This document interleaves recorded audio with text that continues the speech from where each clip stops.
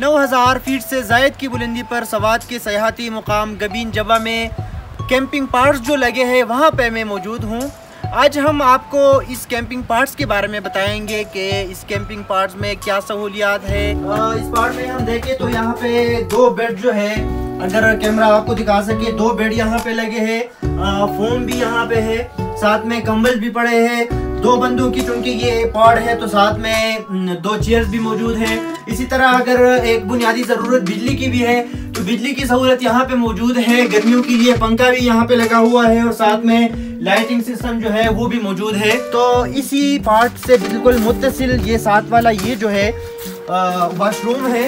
इसी वॉशरूम में अगर आप देखें तो सारी फैसिलिटीज मौजूद है जो आप कोई 3 स्टार होटल में आप जिस तरह फैसिलिटीज आप देखते हैं। इसी तरह अगर मैं अभी रेंट के बारे में बताऊं तो इसी 2 बेड कैंपिंग पार्ट की रेंट जो है एक 1 नाइट की यहाँ पे 2000 रुपये है। देखने वालों के लिए मैं ये भी बताता चलूँ कि अगर कोई यहाँ पे आना चाहता है तो इनको ये सवात से तकरीबन 3 घंटे के मसाफत पर ये वाक़या है और 1 किलोमीटर इसमें यहाँ पे पहुँचने के लिए एक ट्रैक आपको हाइक करके यहाँ पे पहुँचना पड़ेगा। यहाँ पे कैंपिंग पार्ट के बिल्कुल साथ ही ये किचन बना हुआ है।